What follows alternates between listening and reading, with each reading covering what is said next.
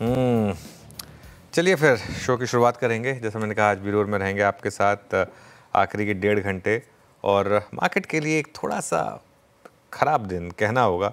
एक हफ्ता अच्छा चला रहा है। वैसे वीरू, एक चीज़ मैं कहूँ, अभी भी अगर आप मार्केट को देखेंगे तो ऑन वीक बेसिस अभी भी हम हैंडसम गेंस के साथ बंद होंगे। करीब करीब 1.25% निफ्टी पर, 2.25% बैंक निफ्टी पर। बस ये है कि आज थोड़ा सा वो जो पार्टी चली आ रही थी उस पर थोड़ा सा ब्रेक लगा। और कल का लोट, आज सुबह खुलते ही कल का लोट उठा। और जो हम बात कर रहे थे कि अगर कल का लोट उठे तो बाहर हो जाए, क्योंकि फिर वो आपके लिए एक सिंपल स्ट्रैटेजी होगी। और जैसे ही वो कल का लोट उठा, उसके बाद आप देखिए निफ्टी में किस तरीके से गिरावट आई। 25,084 पे हम खुले जरूर, लेकिन उसके बाद कल का लोट टूटा और उसके बाद मार्केट में गिरावट। अब मार्केट अपने पहले अहम सपोर्ट पर है, जो हम सुबह डिस्कस भी कर रहे थे। यहाँ पर मुझे लग रहा है कि कुछ खरीदारी पॉसिबल है। और दो सवाल हैं एक्चुअली मेरे। पहला सवाल तो यही हुआ कि क्या ये टैरिफ से पहले का डर है, क्योंकि अगले हफ्ते वो टैरिफ की डेडलाइन है। आज 22 तारीख हो गई है, 27 तारीख को वो है। और दूसरा ऑब्वियसली बड़ा सवाल, क्या ये करेक्शन है या एक टॉप बनने का साइन। आई थिंक ये हमें पता चलेगा अगले 3-4 दिन में। But let's see. Good afternoon Veeru. Anuj, good afternoon. बिल्कुल सही कहा आपने अनुज। 27 तारीख की क्या पता ये घबराहट हो, लेकिन अनुज मतलब जिस लेवल को हमने उस गैप अप के साथ रीगेन किया था सोमवार को, फिर हमने उसी दिन एक ड्रॉप भी देखा। उस दिन हम बात भी कर रहे थे 850 900 बहुत क्रिटिकल होगा। आज हम टूटे, 25,000 तोड़ा, लेकिन समहाउ वो 50 और 20 को अभी तक हमने होल्ड किया है। तो एक इंडेक्स ट्रेडर इसको कैसे रीड करे? वो दोनों एवरेजेस के ऊपर प्राइस का होना। निफ्टी बैंक हालांकि गुनहगार है, ये चला भी नहीं और गिरने के क्रम में सबसे ऊपर है ये। तो कैसे रीड करें इन दोनों प्राइस परफॉर्मेंस को, अप्रोच कर रखें इस क्लोजिंग के लिए? बिल्कुल फिर देखिए, एक दिन की गिरावट से वैसे मैं हमेशा कहता हूँ कि ट्रेंड नहीं बदलता। आपको डरने की ज़रूरत नहीं है। एक आप 6 दिन के अप ट्रेंड में चले जा रहे हैं। 6 दिन के अप ट्रेंड के बाद एक दिन अगर डाउन हो भी गए, कोई बड़ी बात नहीं है। और अभी भी एक ऑप्शन, ये एक पॉसिबिलिटी हमेशा रहती है कि आखिरी घंटे में रिकवरी आ जाए। मैं होप कर रहा हूँ कि आखिरी घंटे में रिकवरी आ जाए। अगर ना भी आए तो भी कोई दिक्कत नहीं है। और वैसे भी मार्केट कोलैप्स नहीं कर रहा है। अच्छा देखिए, अगर मार्केट ख़राब होता तो मिड कैप और स्मॉल कैप भी गिरते, एडवांस डिक्लाइन ख़राब होता, ऐसा कुछ नहीं है। ये सिर्फ एक थोड़ा सा प्रॉफिट बुकिंग है। लार्ज कैप में दिक्कत है थोड़ी सी।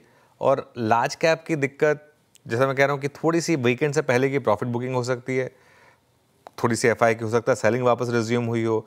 टेक्सचर अभी तक नहीं बिगड़ा है मार्केट का। वो टेक्सचर जो है वो 24,800 के नीचे ही बिगड़ेगा, जहाँ पर आपका 20 day exponential moving average placed है। निफ्टी पर मेरी क्या अप्रोच रहेगी, जो सुबह थी वही है, उसको मैंने चेंज नहीं किया बिल्कुल भी। 24,850 से 24,950 हमने कहा था कि एक बेस्ट बाय जोन होगा। आप 24,893 तक गए, अभी भी वो जोन में ही हैं, कोई बहुत ज़्यादा ऊपर नहीं गए हैं। ये बाय जोन है 24,800 के स्टॉप लॉस के साथ। हाँ, अगर 24,800 टूटा तो फिर एक शॉर्ट ट्रेड ट्रिगर होगी, तब फिर मार्केट का टेक्सचर वापस बिगड़ेगा।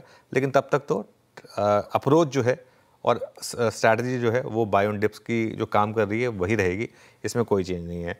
आई थिंक बैंक निफ्टी की जहाँ तक बात है ना वीरू, बैंक निफ्टी पर अब 55,000 पर मेरे ख्याल से अगला बड़ा सपोर्ट है। 55,000 देखते हैं कि टिकेगा या नहीं। एक चीज़ तो क्लियर है, बैंक निफ्टी को कुछ ना कुछ तो तंग कर रहा है। जैसा आपने कहा, इसने रैली में पार्टिसिपेट नहीं किया, लेकिन डिक्लाइन में सबसे पहले ये आ गया यहाँ पर। तो यहाँ पर कोई भी रैली टिक नहीं रही है, ये भी एक क्लियर कट फैक्टर है वीरू यहाँ पर। और अगर कोई तेज़ी चाहिए बैंक निफ्टी को तो वो 56,200 के ऊपर ही आएगी। उससे पहले मुझे लगता नहीं कि कोई तेज़ी आएगी। बाकी लेट्स सी, अभी आखिरी का 1.5 घंटा बाकी है। लेकिन बैंक निफ्टी में एक और चीज़ आपको नोटिस करनी होगी। HDFC बैंक लगातार 2020-30 का टॉप बनाने के बाद धीरे धीरे करके अंडर परफॉर्म कर रहा है। अब 1970 पर आ गया, इसका थोड़ा सा इम्पैक्ट है। चलिए वीरू, F&O में क्या इंटरेस्टिंग है आज? जी अनुज, 2-3 स्टॉक्स के रखूंगा क्योंकि बहुत स्टॉक स्पेसिफिक कन्विक्शन भी नहीं मिल रहा है। पहला स्टॉक रखूंगा अनुज, UPL केमिकल बास्केट। थोड़ी सी टर्बुलेंस भरी है, बट स्टिल प्राइस सेक्शन एक डायरेक्शन में तो है। और इसमें भी मैं UPL का जिक्र करूंगा। डॉक्टर साहब, UPL का OI रखिए जरा, इसकी शॉर्ट कवरिंग के पैमाने को देखिए, शॉर्ट कवरिंग के क्वांटम को देखिए। 21 lakh share shed, price up, clear science of short covering. पहला काउंटर UPL, प्लेसमेंट अच्छी है और ये मोर और लेस अब अपनी अगस्त की सीरीज़ के, मतलब 4 अगस्त के बाद के जो पूरे हाईएस्ट क्लस्टर उनको टेस्ट कर रहा है। सो अगर आप स्ट्रेंथ को लोकेट कर रहे हैं तो इसको अपने एनालिसिस में ज़रूर इंक्लूड कीजिएगा। पहला है UPL। दूसरा है केबल और वायर सेगमेंट का, दैट्स KEI इंडस्ट्रीज। रखिएगा स्क्रीन पे प्लीज़ जरा। 1% ऊपर 4,000 का जोन और 12 फरवरी 2025 के बाद अब तक का ये इसका सबसे हाईएस्ट लेवल, और इसमें भी शॉर्ट कवरिंग हो रही है। 5.25% OI शेड हुआ और एक एज पे, क्लियरली एक एज पे अच्छे ब्रेकआउट की एक्सपेक्टेशन में।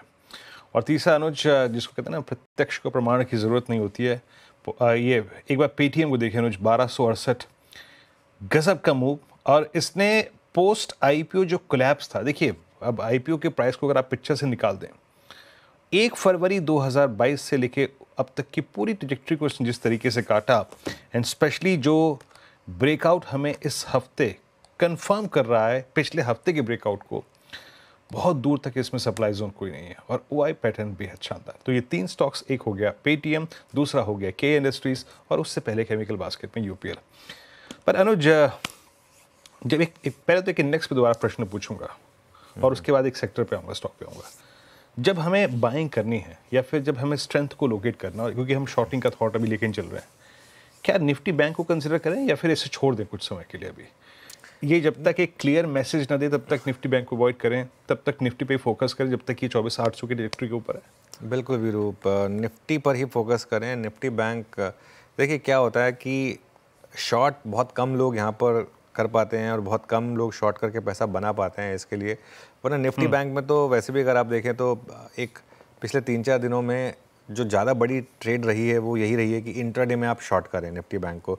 Even on strong days Nifty bank की कोई रैली टिक नहीं पा रही थी, लेकिन क्योंकि ओवरऑल मार्केट पे व्यू अभी भी नेगेटिव नहीं है, इसके लिए एक बड़े इंडेक्स पे ये कह देना कि नहीं शॉर्ट करो, वो कोई सेंस नहीं बनाएगा। लेकिन अगर आपको लॉन्ग करना है मार्केट में और अगर आपको सपोर्ट पर खरीदना है तो आपको निफ्टी ही खरीदना है। ध्यान रखिएगा, निफ्टी और निफ्टी बैंक में एक और डिफरेंशियल है, निफ्टी 20 डेमा पर सपोर्ट ले रहा है, बैंक निफ्टी 20 डेमा पर रेजिस्टेंस ले रहा है। ये अपने आप में एक बड़ा फ़र्क है दोनों इंडेक्स में।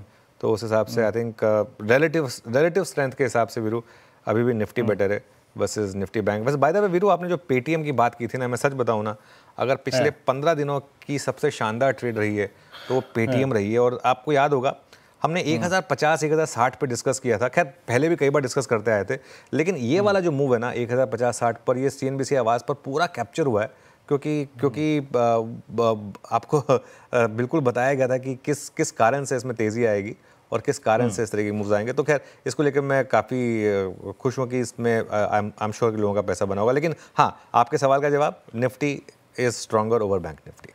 जी हाँ। अच्छा, एक और चीज़ अनुज, आज जब प्रमोटर की इंटेंशंस पे कोई प्रश्न चिन्ह ना हो और प्रमोटर का किया हुआ कोई भी काम बाजार को हाथों हाथ पसंद आए, अपोलो वही केस है ना आज का एक, है ना?